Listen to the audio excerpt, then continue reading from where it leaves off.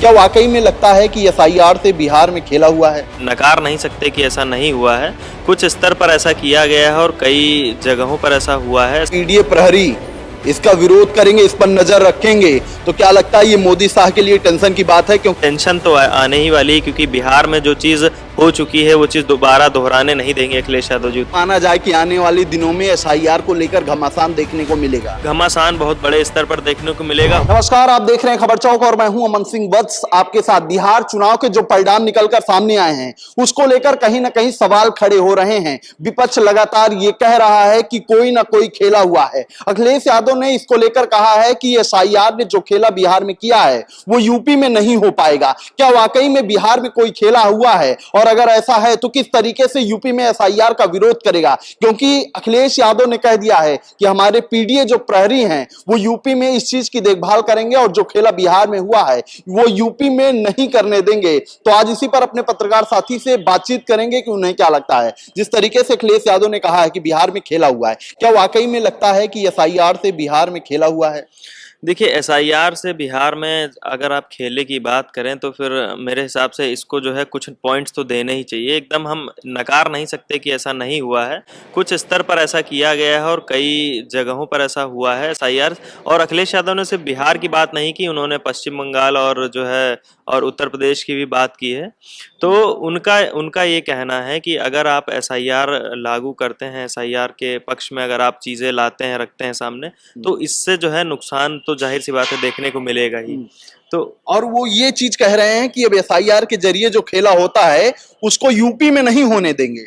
नहीं, बिल्कुल बिल्कुल सही कह रहे हैं। उत्तर प्रदेश में तो जो है पहले से आप देख ही रहे हैं अखिलेश जी का जो नाम है किस हिसाब से चलता है, किस हिसाब से वो बढ़ चढ़कर हिस्सा लेते हैं, रैलियां करते हैं, सारी चीजें करते हैं। तो अगर उनको लग रहा है कि खेला हुआ है, हालांकि कुछ स्तर पे जैसे मुझे भी लगता है कि उनका कहना सही है, तो उत्तर प्रदेश में अगर वो चाहते हैं तो फिर मेरे हिसाब से वैसा नहीं होना चाहिए एसआईआर वाला। जिस तरीके से उन्होंने कहा है कि पीडीए प्रहरी इसका विरोध करेंगे, इस पर नजर रखेंगे, तो क्या लगता है ये मोदी शाह के लिए टेंशन की बात है? क्योंकि जिस तरीके से पीडीए एक्टिव होगा वो भी यूपी में, तो प्रभाव पड़ेगा।